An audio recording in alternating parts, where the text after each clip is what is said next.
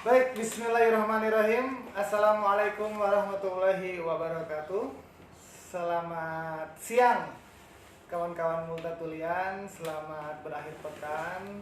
Selamat berlibur panjang ya, dari hari Kamis, Jumat, Sabtu, Minggu, bagi yang menjalankan liburannya begitu. Nah, bagi kawan-kawan dan teman-teman yang sedang berlibur di luaran sana, dimohon untuk tetap menjaga kebersihan. Jadi jangan lupa jaga kebersihan, jaga pola makan, jangan terlalu berdekatan, dan selalu mencuci tangan dengan air bersih dan juga sabun begitu ya.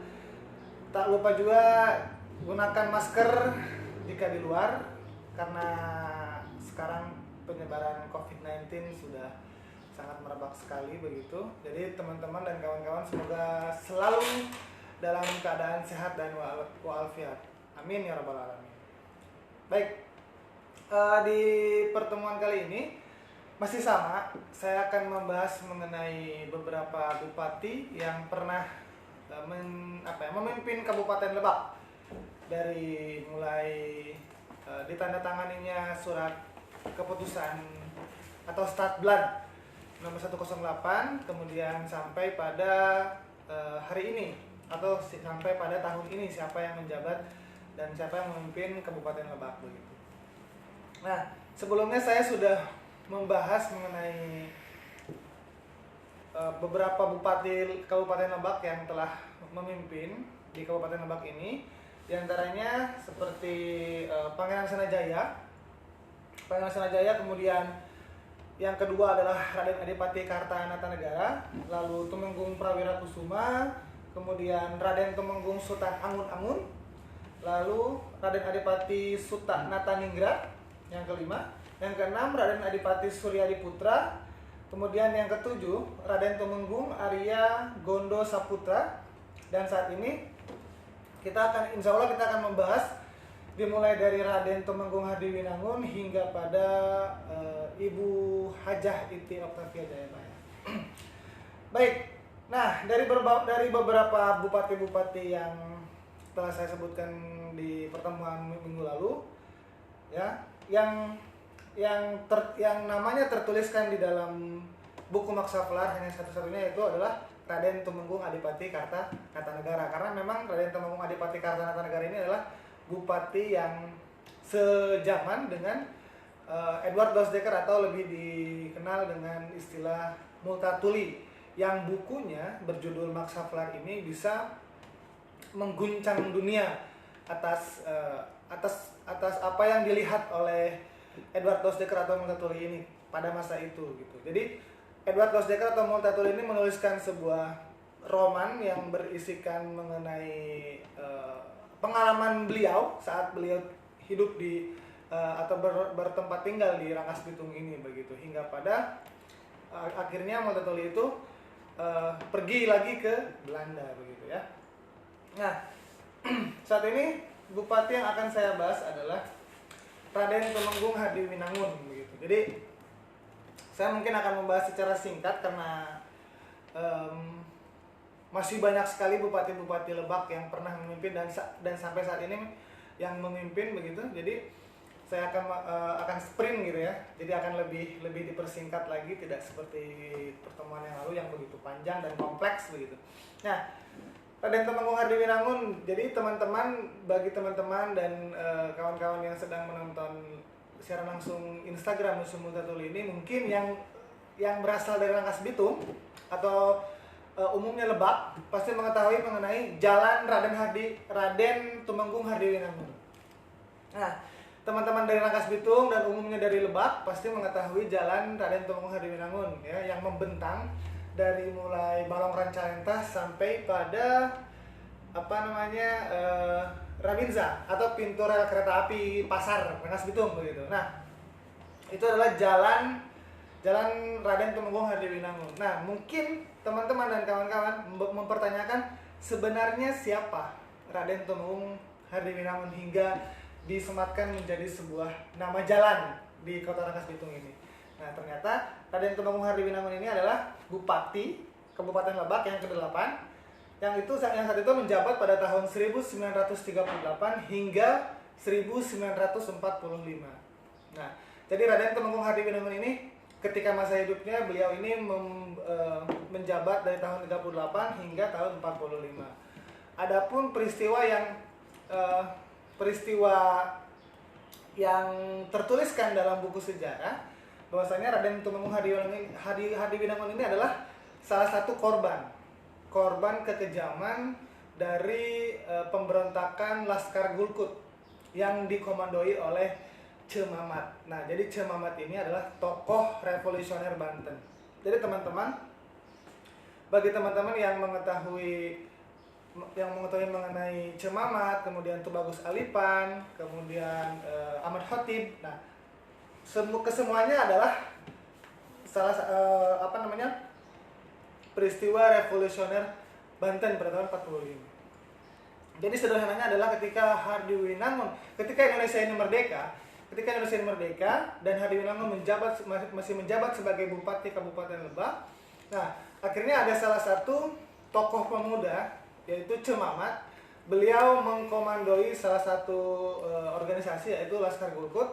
Nah, Laskar Gulkut ini artinya Gulkut artinya gulung kukut. Nah, gulung kukut ini artinya memberantas seluruh kepala daerah yang masih ada kaitannya dengan penjajah atau yang masih ada kaitannya dengan kemenakan, artinya bangsa feodalis begitu. Nah, orang-orang dari Laskar Gulkut ini melakukan pemberontakan dan salah satunya yang menjadi korban yaitu Raden Temenggung Hadiwinangun. Nah, kemudian digantikan oleh oleh Tubagus saat itu. Nah, naasnya Hadiwinangun ini diculik oleh Ce Mamat dan sekawanan Laskar Gulkut yang kemudian dieksekusi atau dibunuh di Ciseih gitu, di daerah Lebak Selatan di Pangkarangan. Nah, yang kemudian saat ini ada nama daerah di daerah Pangkarangan itu yaitu Situ Regen. Nah, Situ Regen di sini artinya bupati atau pemimpin daerah Kabupaten Lebak. Nah, akhirnya latar belakang dari penamaan Situ Regen ini ternyata di sana adalah tempat eksekusi matinya Raden Temenggung Hadiwinangun atau Bupati Lebak yang ke-8 begitu. Kurang lebih seperti itu. Nah, itu peristiwa yang melatar belakangi kenapa Raden Temenggung Hadiwinangun ini menjadi santer begitu ya, dan disematkan menjadi sebuah jalan begitu di Kota Rangkas gitu. Oke, yang ke-9 setelah Bupati Raden Temenggung Hadiwinangun ini dibunuh. Nah, kemudian digantikan oleh Tubagus Hasan. Tapi sebelum Tubagus Hasan itu digantikan oleh Raden Denda Kusuma. Itu menjabat 45 sampai 48. Kemudian ini yang menarik setelah Bupati Raden Denda Kusuma, inilah yang menarik yaitu Ipik Gandamana. Nah, Ipik Gandamana ini jadi tahunnya 48 sehingga dari tahun 48 hingga 1948 hingga tahun 59. Nah, ini yang menjadi menarik karena Bapak Ipik Gandamana ini adalah seorang gubernur Jawa Barat sebenarnya periode 1956 sampai 1959. Nah, Ipik dibesarkan di Banten. Nah, perjalanan karir kedinasannya berawal sebagai CA pada zaman pendudukan Jepang dan ditempatkan di Bogor selama 2 tahun. Kemudian menjadi mantri polisi di Cikijing. Nah, menjadi mantri Kabupaten Jakarta tahun 1931, kemudian Patih Bogor tahun 46, kemudian Bupati Bogor 48-49. Nah, merangkap menjadi Bupati Lebak. Serta menjadi Gubernur Jawa Barat. Kebayang kan? Jadi Ipik Gandamana ini saat itu ketika tahun 1956 sampai 59 itu menjadi Bupati Lebak serta menjadi Gubernur Jawa Barat. Nah, jadi merangkap jabatan begitu. Nah, oleh sebab itu maka saat itu yang memimpin daerah Kabupaten Lebak adalah Gubernur Jawa Barat. Kurang lebih seperti itu. Karena orangnya sama, Ipik Gandamana. Ya, jadi saat itu belum ada regulasi yang mengatur mengenai tidak boleh ada rangkap jabatan. Saat itu belum ada regulasi yang mengatur seperti itu. Maka diperbolehkanlah Ipik Gandamana ini menjadi Bupati Lebak serta menjadi Gubernur Jawa Barat begitu ya. Jadi patut berbangga hatilah yang masyarakat Kabupaten Lebak karena dipimpin saat itu oleh Gubernur Jawa Barat pula begitu. Oke, setelah Bapak Ipik Gandamana, kemudian dilanjutkan lagi kepemimpinan Bupati Lebak, kepemimpinan daerah Lebak ini oleh Tubagus Hasan. Nah, ini bagi teman-teman yang berkunjung ke Museum Multatuli, ada frame foto yang dimana foto tersebut adalah foto Tubagus Hasan di ruangan 7. Maaf, di ruangan 6, di ruangan sejarah Lebak. Di situ terpampang jelas foto dari Tubagus Hasan. Lalu disusul lagi oleh Raden Sudibja. Nah, Raden Sudibja ini menjabat dari tahun 49 ya kan sampai karena masih hanya 1 tahun saja kalau untuk Raden Sudibja. Lalu Raden Holan Sukaningrat yang ke-13, kemudian Tubagus Suratmaja yang ke-14, yang ke-15 adalah Raden Kasum. Kemudian yang ke-16 Raden Muryani Nata Atmaja. Nah, Raden Muryani Nata Atmaja begitu. Jadi dari kesemua nama Bupati Lebak memang tidak semuanya ada foto, hanya ada beberapa foto dari Bupati Lebak tersebut. Nah, kalau Bapak Raden Murjani Nata Atmaja itu ada fotonya ya. Jadi nanti teman-teman bagi yang ingin mengetahui wajah dari Bupati Lebak bisa berkunjung ke Museum Multatuli begitu. Atau bisa ke perpustakaan Sejadida dan ke arsipan bisa dilihat ada foto-foto dari Bupati Kabupaten Lebak yang saat itu menjabat daerah ini begitu, Lebak ini. Nah, yang ke-17 adalah Muhammad Saleh. Yang ke-18 Iko Jatmiko. Nah, Bapak Iko Jatmiko ini pun menjadi nama jalan. Nah, di Kota Rangkas Bitung ada jalan Iko Jatmiko begitu. Itu adalah nama Bupati Kabupaten Lebak yang ke-18 ya, menjabat tahun 59 sampai 60 begitu. Nah, kemudian yang ke-19 adalah Raden Bidin Surya Gunawan tahun 1960 hingga 1967. Lalu Raden Ajeng Hadiwinangun. Nah, ini agak berbeda. Jadi yang ke-8 dengan yang ke-20 ini berbeda. Kalau yang ke-8 Raden Tumenggung Hardiwinangun, kalau yang ke-20 Raden Ajeng Hardiwinangun, ya. Nah, itu beliau menjabat tahun 1967 hingga 1973. Jadi teman-teman jangan terkecoh dan jangan keliru bahwasannya Raden Tumenggung Hardiwinangun ini adalah korban dari peristiwa pemberontakan Laskar Gulkut begitu. Nah, kemudian Bupati yang ke-20 adalah Raden Ajeng Hardiwinangun yang tidak ada sangkut pautnya dengan pemberontakan Laskar Gulkut tersebut begitu ya. Dan kenapa? Karena Raden Ajeng Hardiwinangun ini hidupnya pun memimpin Lebaknya pun dari tahun 1967 hingga 1973 gitu. Nah, lalu dilanjutkan tahun 21 oleh Bapak Dana Sudarna. Bapak Dana Sudarna ya. Bapak Dana mungkin yang lahiran tahun 70-an, yang lahiran tahun 80-an setelah merasakan dipimpin oleh Bapak Dana Sudarna saat itu ya. Karena Bapak Dana Sudarna ini dari tahun 1973 hingga 78, kemudian karena 2 periode dari 78 hingga 83. Jadi yang lahiran tahun 80 pun bisa merasakan bagaimana sensasinya atau bagaimana nikmatnya atau bagaimana rasanya dipimpin oleh Bupati Lebak Bapak Dana Sudarna pada tahun 73 hingga 83 begitu, karena 10 tahun ya, karena 2 periode begitu. Nah, dilanjut lagi Bupati yang ke-22 adalah Bapak Oman Syahroni. Kalau Bapak Oman Syahroni ini menjabat dari 83 hingga 88, hanya 1 periode Bapak Oman Syahroni ya. Kemudian Bupati yang ke-23 Bapak Endang Suwarna dari tahun 88 hingga tahun 1993, yang dimana Lebak saat itu atau Banten pada umumnya masih menjadi wilayah Jawa Barat ya, belum ada istilah pemekaran dengan Bantennya begitu. Jadi masih masuk ruang lingkup Jawa Barat begitu. Nah, yang ke-24 adalah Bapak Didin Muhyiddin dari tahun 1993 hingga tahun 1998. Itu Bapak Didin Muhyiddin. Nah, inilah. Kemudian tahun 1998 hingga tahun 2003 Lebak dipimpin oleh Bapak Muhammad Yas'a Mulyadi. Dan itu saya pun sudah merasakan. Jadi saya pun merasakan bagaimana dipimpinnya oleh Bapak Muhammad Yas'a Mulyadi. Jadi saya merasakan dipimpin oleh pemimpin daerah Kabupaten Lebak ini dimulai dari Bapak Muhammad Yas'a Mulyadi begitu.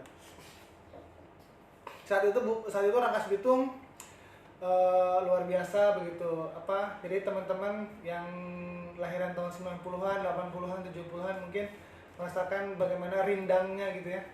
Rimbunnya alun Rangkas Bitung, kemudian masih ada Tugu Pancasila yang melambangkan kebinekaan begitu. Dan juga anak-anak masih bermain layang-layang, masih bermain sepak bola, jadi belum mengenal gadget gitu. Kurang lebih seperti itu. Itu dimana saya pernah merasakan hal tersebut gitu ya.